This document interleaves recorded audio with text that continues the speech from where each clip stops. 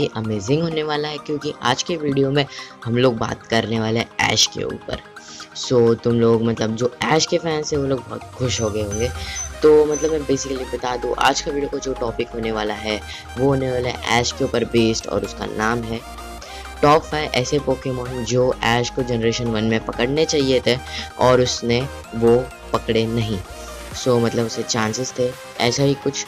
तो ऐसा ही कुछ बेसिकली वीडियो में होने वाला है। तो दोस्तों, अगर तुम लोग ने अगर वीडियो को अब तक लाइक नहीं किया तो जल्दी जाके लाइक करो, क्योंकि उससे मुझे बहुत सारा मोटिवेशन मिलता है, क्योंकि लाइक्स दिख के मेरा मन बहुत खुश हो जाता है। सो और अगर चैनल को सब्सक्राइब नहीं किया तो जल्दी जाके चैनल को सब्सक्राइब करो और बाजू वाले घंटे को दबाओ, ताकि मेरे पोस्ट नोटिफिकेशंस और वीडियो नोटिफिकेशंस तुम लोग को आए। तो यार, तो ऐश फैंस और मेरे पोके फैंस, तो चलो यार बिना कोई टाइम गवाए हमारा इंट्रो लगाते हैं और वीडियो को स्टार्ट करते हैं।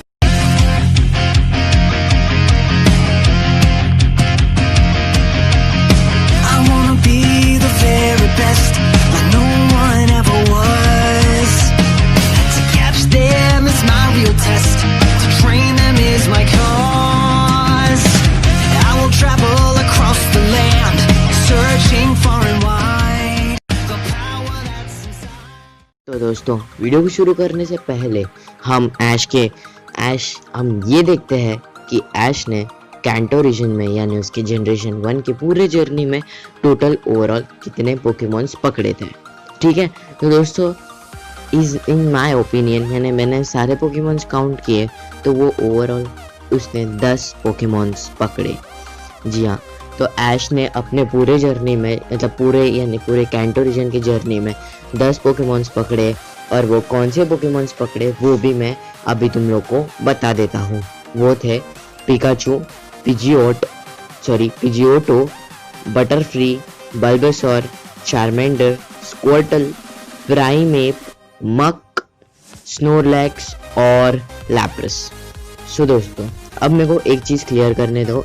तुम लोगों में से बहुत सारे जनों के बीच में ये डाउट होगा कि भाई कि स्नोरलैक्स और लैप्रेस को मतलब उन दोनों को उसने ऑरेंज आइलैंड्स में पकड़ा था। तो मैंने ऑरेंज आइलैंड्स को जनरेशन 1 में ही कंसिडर किया है, क्योंकि मैं उसके पीछे का फैक्ट बता देता हूँ कि हमें ऑरेंज आइलैंड्स के बाद, यानी ऑरेंज आइलैंड जब ख़त्म हुआ, ऐश जब घर आया, उसके बाद हमें जनरेशन 2 को इंट्रोड्यूस किया गया था। तो इसका मतलब होता है कि ऐश तब तक जनरेशन 1 में ही था, यानी इसका मतलब होता है कि ऑरेंज आइलैंड्स जनरेशन 1 के ही है, यानी वो जनरेशन 1 में ही इंक्लूड होते हैं। जो पोकेमॉन नंबर 5 पोजीशन पे आता है जिसको ऐश ने पकड़ना चाहिए था अपने सफ़र में, वो है ज़ुबैट। तो दोस्तों, तुम लोग भी सोच रहे होगे कि मैंने ज़ुबैट को क्यों रखा इस लिस्ट में। तो ज़ुबैट को रखने की ये बात है कि ज़ुबैट को ऐश के पास एक चांस था ज़ुबैट को पकड़ने का एम्प्टी मून के स्टार्टिंग में, बट उसको उस पागल सीमोर ने रोक लिया, या फिर उसका जो भी नाम है, मुझे अभी एपिसोड का नंबर पता नहीं अब दोस्तों, बट उसे वो पकड़ना चाहिए था और उसे ब्रॉक ने पकड़ लिया उस ज़ुबैट को। तुम लोग देख सकते हो वो ज़ुबैट गोलबैट नहीं बल्कि क्रोबैट में विकसित हो गया। तो मैं ये नहीं कह रहा कि उसे क्रोबैट होना चाहिए था, मतलब अगर वो ज़ुबैट को पकड़ता तो वो ज़ुबैट उसे जिम बैटल्स में अच्छी सी टक्कर जिम बैटल्स में बहुत मदद करता, और ऊपर से और तो इंडिगो लीग में और मदद करता, और ऊपर से ऊपर अगर वो विकसित हो जाता गोल बैट में तो उसके पास बहुत ही अलग टाइप का पहला पोकेमॉन होता, और अगर उसने उसे और अच्छी ट्रेनिंग दी तो वो बहुत ही अच्छे से हो सकता था। तो बट क्या करें, हमारा ऐश ने उसे नहीं पकड़ा, तो मैं कुछ नहीं कह सकता, बस ये मेरे थॉट्स है। तो मतलब लेट्स गो। तो यही थी मेरी, मतलब क्या बोल सकते हैं उसको यार। तो इसी वजह से मैंने ज़ुबैट को नंबर 5 की पोजीशन पे रखा है इस लिस्ट में। तो अब हमारे लिस्ट में नंबर 4 पे जो पोकेमॉन आता है, यानी जिसको ऐश को पकड़ना चाहिए था, बेसिकली वो एक ही पोकेमॉन है, बट वो 2 अलग टाइप्स में मतलब मेल और फीमेल में है। तो देखते हैं, वो है नीडोरैन मेल और फीमेल। तो तुम लोगों को पता ही है, मेल पिंक कलर का रहता है और फीमेल रहती है ब्लू कलर की। सो दोस्तों, मतलब मेरे को कहना क्या है, अगर इन दोनों में से एक को भी वो पकड़ लेता तो उसके बाद बहुत ही स्ट्रॉन्ग पोकेमॉन हो जाता। और अगर उसने उन्हें नीडोरीना या फिर नीडोरेनो इसमें तक भी विकसित करने जितनी ट्रेनिंग दी होती, अगर देगा तो मतलब बोल सकते हैं वो और स्ट्रॉन्गेस्ट टीम बन जाती ऐश की। तो मतलब मेरा बेसिकली कहना ये है कि अगर नीडो रैन दोनों, या फिर मेल या फिर फीमेल, इन दोनों में से अगर एक को भी पकड़ता ऐश, तो मतलब उसके पास बहुत ही अच्छा पोकेमोन हो जाता, यानी पॉइजन टाइप पोकेमोन्स हो जाते दो और बल्बासोर के अलावा। तो मतलब ऐसा मतलब बहुत ही अमेजिंग हो जाता है, मतलब जर्नी और उसकी इंटरेस्टिंग हो जाती। और अगर गलती से इन दोनों में से कुछ भी एक पकड़ा, और गलती से ही बोलूँगा क्योंकि ऐश के हर एक पोकेमोन, क्या पता कौन सा भी पोकेमोन विकसित हो सकता है, ऐसा बोल नहीं सकते। सो अगर वो नीडो किंग या फिर नीडो क्वीन इनमें विकसित हो जाते, तो फिर उसके पास वो उसके चांसेस हो जाते कि और मतलब वो रिची को हरा सकता था। जी हाँ गाइस, चार्जर्ड ने तो उसकी बात नहीं मानी। तो मेरा यही कहना, अगर नीडोरैन या फिर नीडोरीना, इन दोनों में से कुछ भी उसके पास होता, तो वो उन्हें इस्तेमाल करके रिची को तो हरा ही लेता आराम से, और टॉप 16 के अलावा टॉप 15 या फिर टॉप 12 या फिर टॉप 10 तक पहुंच सकता था इंडिगो लीग में। तो दोस्तों यही है मेरा कहना कि ऐश को इन दोनों में से एक तो पोकेमोन पकड़ना चाहिए था, और इसी वजह से मैंने इन दोनों को इस लिस्ट में नंबर 4 की पोजीशन दी है। तो अभी बात आती है नंबर 3 के पोजीशन पे कौन सा पोकेमोन आता है जिसे ऐश ने पकड़ना चाहिए था कैंटो रीजन के जर्नी में। दोस्तों इस नंबर पे यानी 3rd नंबर की पोजीशन पे मैंने रखा है जियोडूड को। जी हाँ, तुम लोग ने सही सुना, मैंने जियोडूड को रखा है इस लिस्ट में। तो अब मैंने इसे क्यों रखा, क्योंकि देखो अब तक जनरेशन 1 में मतलब देखा जाए तो मतलब जियोडूड ब्रॉक के पास था। अगर ऐश एक जियोडूड पकड़ लेता, ठीक है, एक जियोडूड पकड़ लेता, तो उसका क्या हो जाता यार, मतलब उसके पास थोड़ा सा स्ट्रॉन्ग पोकेमोन आ जाता। अगर जियोडूड पकड़ता तो उसके एडवांटेजेस बोलता हूँ, फायर टाइप जिम्स में उसको बहुत एडवांटेज मिलता, क्योंकि रॉक टाइप पोकेमोन्स गर्मी सह सकते हैं बहुत सारी, और ग्राउंड टाइप्स के सामने भी बहुत अच्छा फ़ायदा हो जाता था। और ऐसे ही बहुत अलग मतलब चीज़ें हैं जो मैं मतलब अभी याद नहीं आ रहा यार। तो मतलब ऐसा तुम लोग कह सकते हो, मतलब कि जियोडूड पकड़ता तो उसका कोई ना कोई तो फ़ायदा होता ही था, मतलब उसका जिम बैटल्स में फ़ायदा हो जाता, और उसके आगे भी बहुत सारा फ़ायदा हो जाता उसको, मतलब एकदम क्या बोल सकते हैं, खतरनाक। मतलब अगर मैं बात नहीं कर रहा कि हर एक पोकेमोन को विकसित होना चाहिए, मतलब तुम लोगों को पता है ऐश का बिहेवियर, वो एक पोकेमोन को अगर ट्रेन करता है तो दूसरे को नहीं करता, जिसकी वजह से दूसरा पोकेमोन विकसित नहीं होता। तो ऐसा भी एक फंडा है ऐश का। तो मैं ये नहीं कर रहा, अगर वो जियोडूड भी रहता तब भी वो बहुत स्ट्रांग होता, अगर उसे थोड़ी सी भी ट्रेनिंग दे दी थी तो तब बहुत ही अच्छा हो जाता यार। जैसे कि प्राइमेप था, बट उसको नेक्स्ट एपिसोड में उसको छोड़ना पड़ा। तो इसी वजह से मैंने जियोडूड को इस लिस्ट में नंबर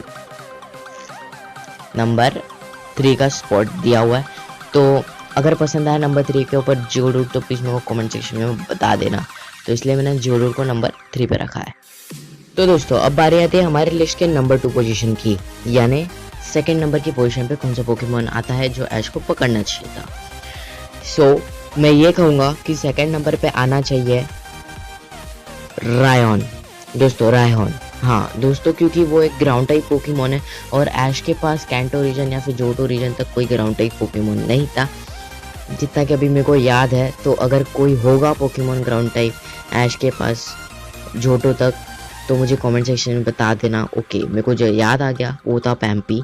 तो पैम्पी से पहले अगर उसने उसे पकड़ लेता, यानी जनरेशन 1 में, यानी मतलब ऐश रायहॉन को पकड़ने वाला था, बट रायहॉन को छोड़ के उसने टोरोस को पकड़ लिया। ये भी मैं कहता हूँ, तुम लोग ने अगर एपिसोड नहीं देखा सफारी जोन का, तो वो हमारे इंडिया में बैन हो गया, तो बट तुम लोग देख सकते हो यूट्यूब पे जाके। तो वो ऐश उसे पकड़ने जा रहा था रायहॉन को, बट क्या हो गया, रायहॉन उधर से निकल गया और उसका बॉल जाके लग गया टोरोस पे। तो फिर बाद में वो सब बॉल्स उसके ऊपर फेंकने लगे, फिर उसने 30 टोरोस उधर पकड़ लिए। ठीक है, तो ऐसा कुछ हुआ। अगर वो उस रायहॉन को पकड़ लेता, तो उसके बाद बहुत ही स्ट्रॉन्ग पोकेमोन आ जाता एज यूजुअल, जो उसे जिम बैटल्स में इस्तेमाल कर सकता था। उसे मेहनत देता जिम बैटल्स में, और इंडिगो लीग में भी उसका और अच्छा परफॉर्मेंस होता था। और बात आती इंडिगो लीग की ही नहीं बल्कि बाकी लीग्स की भी, यानी जहाँ पे मतलब जितने भी जनरेशन है, अगर वो उसने कमबैक लिया होता, मतलब जोटो में भी उसने अगर इसका कमबैक लिया होता तब जोटो में भी वो अच्छा परफॉर्मेंस दे पाता। तो दोस्तों इसी वजह से मैंने रायहॉन को इस लिस्ट में नंबर 2 की पोजीशन दी है। तो अब बारी आती है हमारे लिस्ट के नंबर 1 पोकेमोन की। दोस्तों जो नंबर 1 पे पोकेमोन आता है जिसको ऐश ने पकड़ना चाहिए था कैंटो रीजन की जर्नी में, वो है ड्रैगनाइट। तो दोस्तों अब तुम लोग मुझे गाली देते रहोगे मन में कि भाई तू ऐश के आउट ऑफ सिलेबस में से क्यों बोल रहा है कि मतलब ऐश तो कभी ड्रैगनाइट पकड़ ही नहीं सकता, मतलब क्या सोच के तूने इस पोकेमोन को इसमें रखा। देखो यार, मैंने पहली बात देखी कि ड्रैगनाइट का बहुत बार इंट्रोडक्शन हुआ है ऐश के जर्नी में, सो मैंने सोचा कि ड्रैगनाइट को नंबर 1 की पोजीशन पे क्यों ना रखूं। दोस्तों सबसे पहली बात आती है ड्रैगनाइट को नंबर 1 पोजीशन पे रखने की, वो बहुत स्ट्रॉन्ग पोकेमोन है। सेकंड, वो बहुत नहीं, वो एक ड्रैगन टाइप है प्लस फ्लाइंग टाइप पोकेमोन है। थर्ड, वो एक स्यूडो लेजेंडरी पोकेमोन है।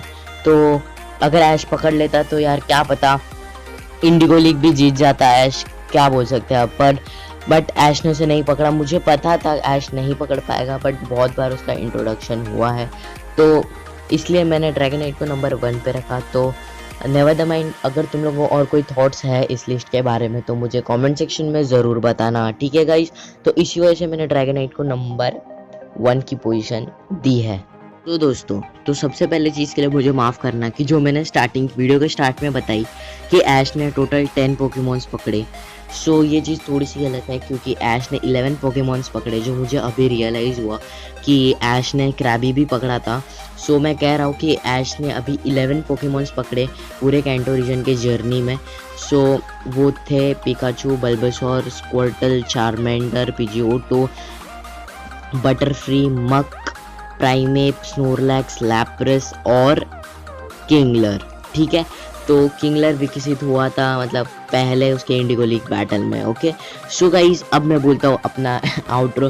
तो अगर तुम लोगों को ये वीडियो पसंद आया तो प्लीज़ लाइक, शेयर, सब्सक्राइब और बेल आइकन दबाना ताकि मेरे पोस्ट नोटिफिकेशंस और वीडियो नोटिफिकेशंस तुम लोग को मिले। और दोस्तों और अपने पोके बडीज के साथ शेयर करना मत भूलना और कमेंट सेक्शन में मुझे अपने थॉट्स बताना।